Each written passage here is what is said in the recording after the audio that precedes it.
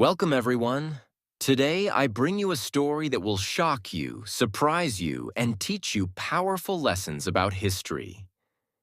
This is not just a story. This is the real life of Joseph Stalin, the man who ruled the Soviet Union with an iron fist. Many people call him a dictator because he ruled with absolute power, eliminating anyone who stood in his way. But how did a poor boy from a small town rise to become one of the most feared leaders in history? That is the story we will uncover, piece by piece. So sit back, listen carefully, and improve your English listening skills while learning about one of the most important figures of the 20th century. Let's begin. Joseph Stalin was born on December 18, 1878, in a small town called Gori in Georgia, which was part of the Russian Empire at the time. His real name was Iosif Vissarionovich Djugashvili. The name Stalin came much later in his life. Stalin was not born into a rich or powerful family. His father, Vissarion Djugashvili, was a shoemaker, and his mother, Ekaterina Keke Geladze, was a washerwoman. They were poor, and life was difficult. His father was a violent alcoholic who often beat young Stalin and his mother. Stalin's childhood was filled with fear, pain, and struggle. This abuse shaped his personality. He learned never to show weakness and to always be strong. Despite their poverty, Stalin's mother was determined to give him a good education. She wanted him to become a priest. So, in 1888, she sent him to a church school in Gori. Here, young Stalin was different from other kids. He was small and sickly, but he had a sharp mind. He was good at reading and writing, and he loved books, especially books about revolution and power. His teachers noticed something dark about him. He was not like other children. He was serious, secretive, and sometimes cruel. He would bully weaker students and manipulate others to get what he wanted. At the age of 16, in 1894, Stalin was sent to the Tiflis Theological Seminary, a religious school, in Tbilisi, Georgia. But something changed in him. He no longer wanted to be a priest. Instead of studying religion, Stalin started reading books about revolution. He was influenced by the ideas of Karl Marx, the founder of communism. Marx's ideas taught that the poor should rise up and overthrow the rich. Stalin became obsessed with changing the world through revolution. By 1899, at the age of 21, Stalin dropped out of seminary. He no longer believed in God. He believed in revolution, power, and violence. Now Stalin was jobless, poor, and had no clear future. But he had one thing, a dream of power. He joined Marxist groups and started working as a revolutionary. His job? Spreading communist ideas, organizing strikes, and fighting against the government. But the Russian Empire was dangerous for revolutionaries. The police were always watching. Stalin had to be clever, secretive, and ruthless. To support the communist movement, Stalin started robbing banks. Yes, Stalin, before becoming a leader, was a criminal. In 1907, he organized a famous bank robbery in Tbilisi. His gang stole 250,000 rubles, millions in today's money. This made Stalin famous in the underground world of revolutionaries. But it also made him a wanted man. Soon the Russian police caught him. Between 1902 and 1917, Stalin was arrested 7 times and sent to Siberia, a freezing, harsh land in Russia. But every time, he escaped. Each time he returned, he became more powerful, more ruthless, and more determined. He was no longer just a revolutionary. He was becoming a leader in the communist movement. By 1917, Russia was on the edge of collapse. The country was suffering from poverty, hunger, and war.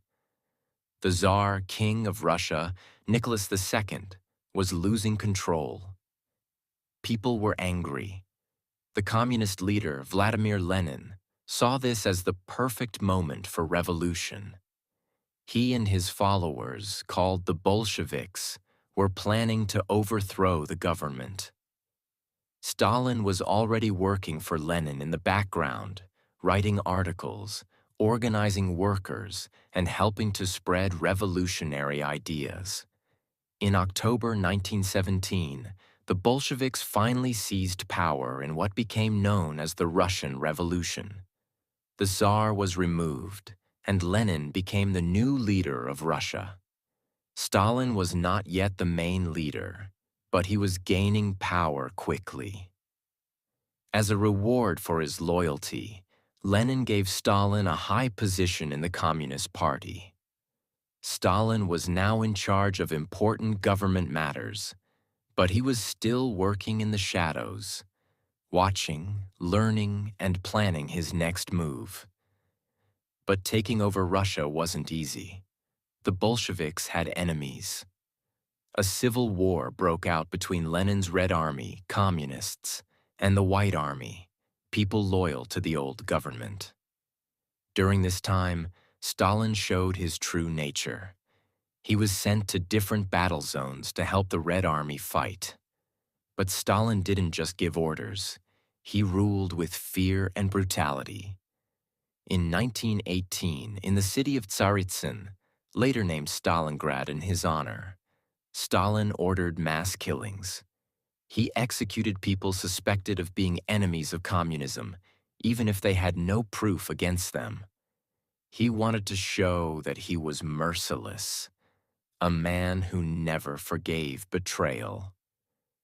Lenin and the other Bolsheviks noticed Stalin's ruthless methods, but they also saw that he was effective.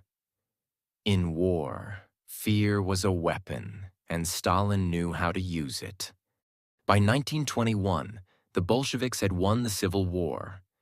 Russia was now a communist country, known as the Soviet Union, USSR. But Lenin was getting old and sick, and the question arose, who would rule after Lenin? Stalin was already preparing his plan. In 1922, Lenin gave Stalin a new title, General Secretary of the Communist Party.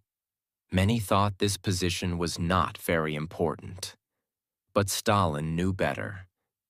As General Secretary, Stalin had control over who got jobs in the communist government. This meant he could place his loyal followers in powerful positions. Slowly, without anyone noticing, he was building his own army of supporters. Meanwhile, Lenin was growing suspicious of Stalin. He started to regret giving him power. In 1923, Lenin wrote a letter, later known as Lenin's Testament, warning that Stalin was too dangerous, too rude, and too power-hungry. Lenin suggested that Stalin should be removed from his position. But before Lenin could act, he suffered a major stroke. By January 1924, Lenin was dead. Now the Soviet Union needed a new leader. There were two main candidates. 1. Leon Trotsky, a brilliant revolutionary, Lenin's close ally and leader of the Red Army. 2. Joseph Stalin, the tough, silent organizer who controlled the Communist Party from the inside. Most people thought Trotsky would win. He was smarter, more famous, and a strong speaker. But Stalin had something more powerful: manipulation. Stalin started using dirty tricks. He lied about Lenin's last wishes. He told people that Lenin wanted Stalin as leader. He secretly spread rumors that Trotsky was too arrogant and too dangerous to lead. He forged documents and used his loyal followers to slowly push Trotsky out of power. Trotsky fought back, but it was too late. By 1927, Stalin had complete control of the Communist Party. Trotsky was expelled from the Soviet Union and later murdered in 1940 on Stalin's orders. Now Stalin was the supreme leader of the Soviet Union. But he was just getting started. After gaining power, Stalin became paranoid. He believed that everyone was plotting against him. In the 1930s, Stalin launched the Great Purge, a period where millions of people were arrested, tortured, and executed. High-ranking communists were accused of fake crimes and shot. Military generals were arrested and executed. Ordinary people were taken from their homes at night, never to be seen again. Even Stalin's own friends and allies were not safe. If he suspected anyone of disloyalty, they were killed immediately. One of the most shocking stories was about Nikolai Yezhov, a high-ranking officer who helped Stalin carry out executions. Stalin used him for years, but later turned on him. Yezhov was arrested, tortured, and executed. His existence was erased from Soviet history. The Great Purge created fear across the country. People were too scared to even speak Stalin's name. He had become a godlike figure, untouchable, all-powerful, and terrifying. But his greatest crime was yet to come. In 1932 to 1933, Stalin launched a deadly plan to make the Soviet Union's farms more efficient. He forced millions of farmers to give up their land and work for the government. This was called collectivization. But the farmers resisted. They didn't want to give up their land. Stalin's response? Brutality. He took away their food supplies. He blocked cities from receiving food shipments. Anyone who complained was executed or sent to labor camps. This led to one of the worst famines in human history, especially in Ukraine, where millions of people starved to death. Parents watched their children die of hunger. Some even resorted to cannibalism to survive. This event is now known as the Holodomor, meaning death by hunger. Despite millions dying, Stalin refused to admit fault. He simply covered it up. Joseph Stalin's personal life. Before Stalin became the feared leader of the Soviet Union, his personal life was filled with tragedy. These painful events shaped him into the ruthless man he later became. His first wife. Many years ago, in 1906, Stalin married Kato Svanitsa, a kind and loving woman. They had a son, Yakov, but their happiness did not last. In 1907, Kato fell ill with typhus and died. Stalin was devastated. People say he cried at her funeral and told his friends, "With her, all my warm feelings for humanity have died." After this tragedy, Stalin became distant from his son and focused only on politics. His second wife. Years later, in 1919, Stalin married again. His second wife was Nadezhda Alliluyeva, a young and intelligent woman. They had 2 children, Vasily and Svetlana. But their marriage was not happy. Stalin was harsh and emotionally distant, which made Nadezhda suffer from depression. In 1932, after an argument with Stalin, she shot herself. Stalin never talked about her death. He told people she had died from an illness, but many believe she took her own life because she was unhappy. His children. Stalin had a complicated relationship with his children.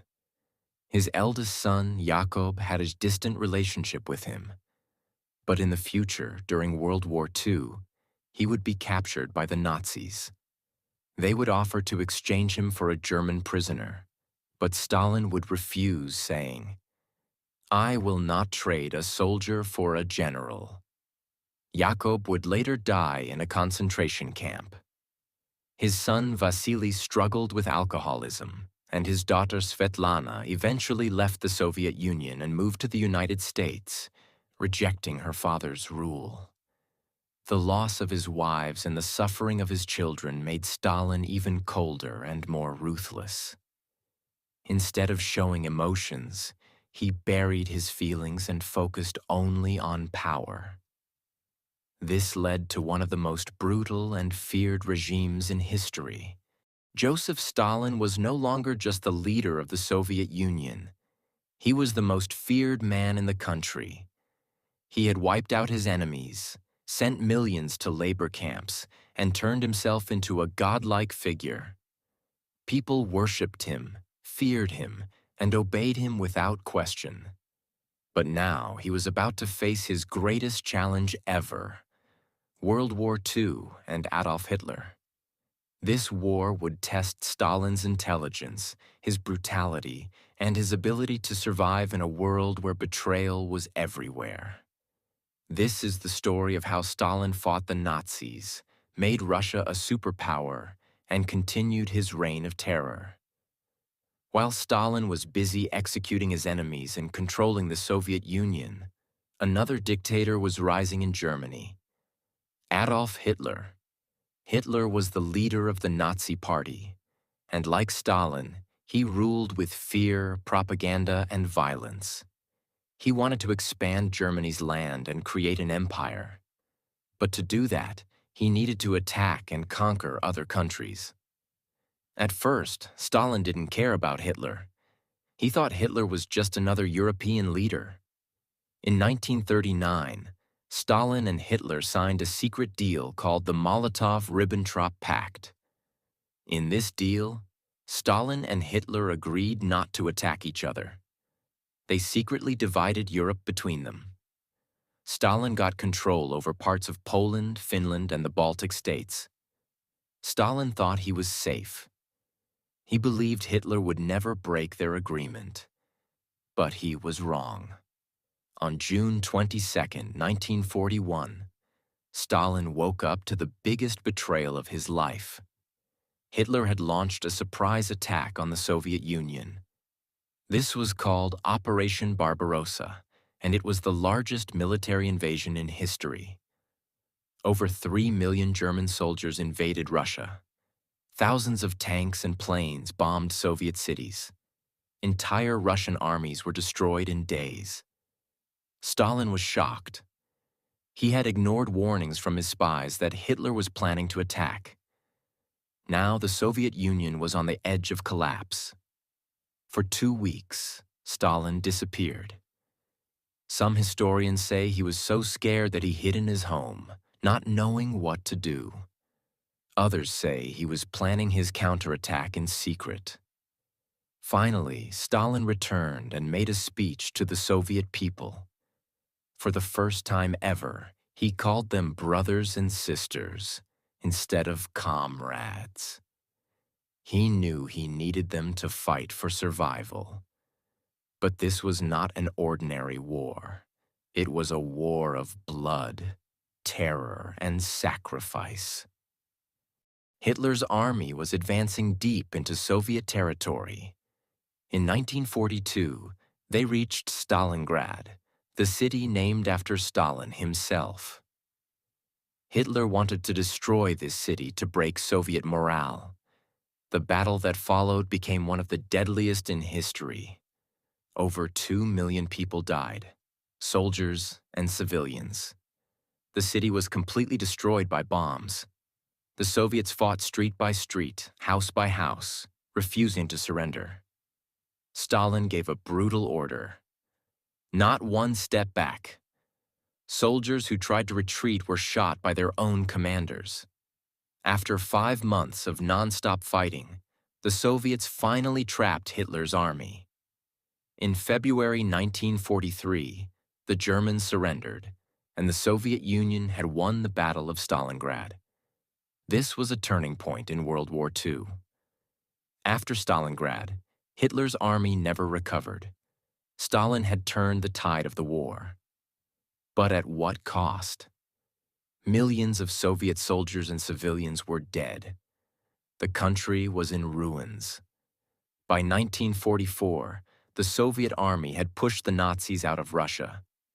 Now Stalin wanted revenge. His army marched into Germany, destroying everything in their path. Soviet soldiers captured Berlin, the capital of Nazi Germany. Hitler killed himself in April 1945, knowing he had lost.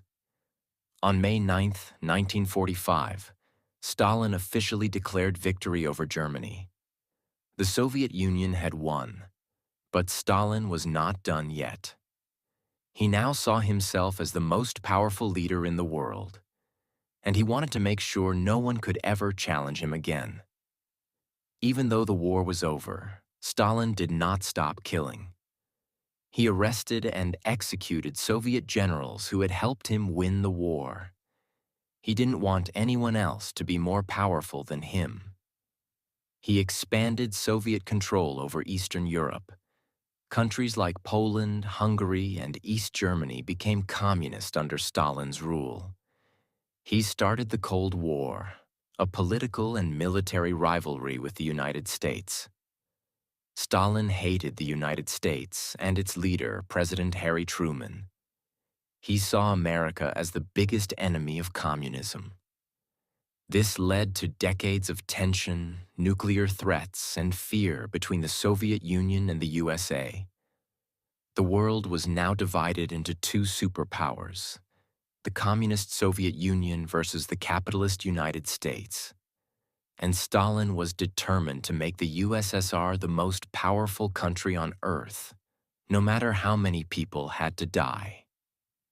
By 1948, Stalin was almost 70 years old, but his paranoia was stronger than ever. He believed that even his closest allies were plotting against him. He ordered more purges. Top communist leaders were arrested, tortured, and executed. He targeted Jewish doctors, accusing them of planning to poison him. He lived in complete isolation, afraid of being assassinated. People around him were too scared to even look him in the eyes. He had become a prisoner of his own fear. Joseph Stalin ruled with an iron fist, controlling every aspect of Soviet life. He sent millions of people to their deaths, created one of the most powerful nations in the world, and spread fear across the Soviet Union and beyond. But even the most powerful dictators do not live forever. By 1953, Stalin was almost 75 years old. But even in his old age, he was still obsessed with power and paranoid about betrayal. He did not trust anyone, not even his closest allies. He rarely left his private residence, a huge estate outside of Moscow. He surrounded himself with guards and doctors, always fearing an assassination attempt. He constantly ordered more arrests, believing that enemies were hiding everywhere. His final days were filled with paranoia and terror. But no one expected that the man who had caused millions of deaths would soon be struggling for his own life, alone and helpless. On the evening of February 28, 1953, Stalin had dinner with his closest officials, Lavrenti Beria, the head of the secret police, Nikita Khrushchev, Georgy Malenkov, and others. They drank a lot of alcohol, as Stalin often did. They laughed and talked about purging more people from the government. Stalin seemed completely fine. No one suspected that this would be his last night alive. But the next morning, something strange happened. Stalin did not come out of his bedroom. His guards waited for hours, too afraid to check on him. They knew that disturbing Stalin's sleep could mean death. Finally, at 10 p.m., one of the guards gathered his courage and entered Stalin's room. What he saw was terrifying. Stalin was lying on the floor, unable to move. His eyes were wide open, but he could not speak. He had urinated on himself, showing he had been there for hours. The most powerful man in the Soviet Union was now helpless, lying on the ground like a dying animal. But the nightmare was just beginning. Even though Stalin was clearly dying, his guards and ministers did not immediately call the doctors. Why? Because Stalin had recently ordered the arrest of many doctors, accusing them of being traitors. His own paranoia had cost him his life. For 12 hours, no one dared to act. Doctors were too afraid to come because they thought Stalin might punish them if he recovered. His officials were too scared to make decisions without Stalin's orders. The man who had controlled life and death for millions of people was now dying in silence, surrounded by people too scared to help him. Finally, in the morning of March 2nd, 1953, doctors were called, but it was too late. Stalin was paralyzed on his right side. His breathing was heavy and slow. He could not talk, could not move, and could barely stay awake. For 3 days, Stalin suffered in silence. His mouth opened and closed, as if he wanted to say something, but no words came out. Was he trying to beg for help? Was he terrified? Or was he cursing the people around him? No one will ever know. Then, on March 5th, 1953, at 9:50 p.m., Joseph Stalin took his final breath. His face twisted in agony, his hands clenched into fists, and his body shook violently before becoming still. His final expression was one of terror, as if he had seen something horrifying before he died. And just like that, the most feared man in the world was dead. But what happened after his death was just as shocking as his life. As soon as Stalin died, the Soviet government went into total chaos. Who would take his place? What would happen to the Soviet Union? Would Stalin's terror continue?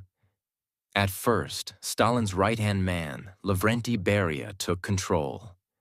Beria was just as cruel and dangerous as Stalin, and he planned to rule just like him. But the other Soviet leaders feared Beria. They knew he would kill them all to stay in power. So just 3 months after Stalin's death, they made a shocking move. In June 1953, Beria was arrested and executed, the same way he had executed so many others before. Nikita Khrushchev slowly took power, becoming the new leader of the Soviet Union.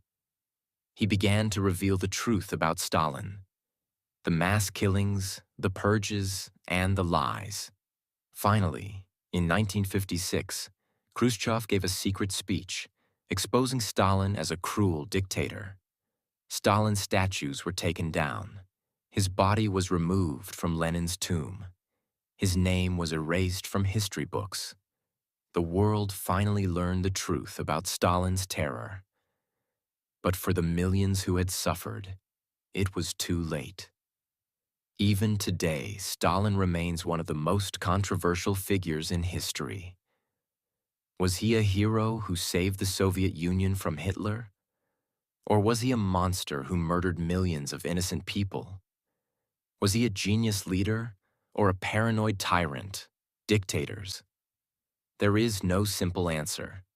Stalin turned the Soviet Union into a global superpower, but at the cost of countless lives.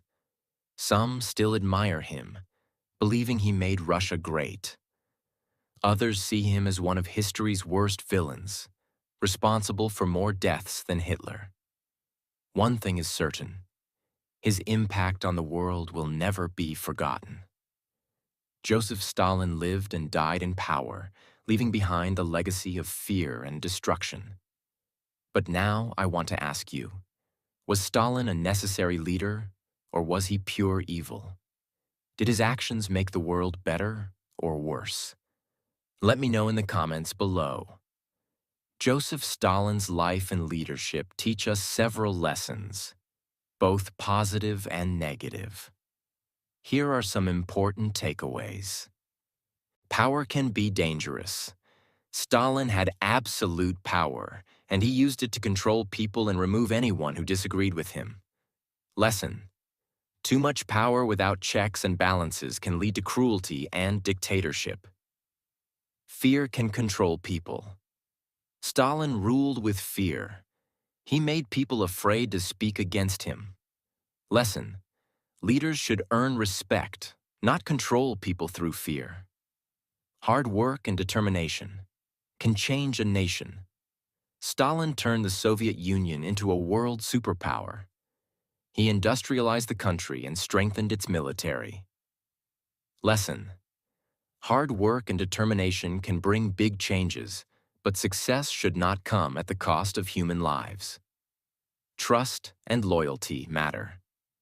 Stalin did not trust anyone, not even his closest friends. He removed or killed many of them. Lesson: without trust, relationships, and even governments can fall apart. Knowledge and education are powerful. Stalin was well-read and used information as a weapon. He controlled education, the media, and what people were allowed to learn. Lesson: education is powerful. It should be used to help people, not control them. Stalin's life teaches us that power must be used wisely. Leadership should be about helping people, not controlling them. History remembers both good and bad leaders, so the choices we make define how we will be remembered. And if you found this story powerful and shocking, make sure to subscribe for more incredible historical stories. Because history is full of dark secrets, and the truth is often more terrifying than fiction. Hit that subscribe button, and I'll see you in the next story.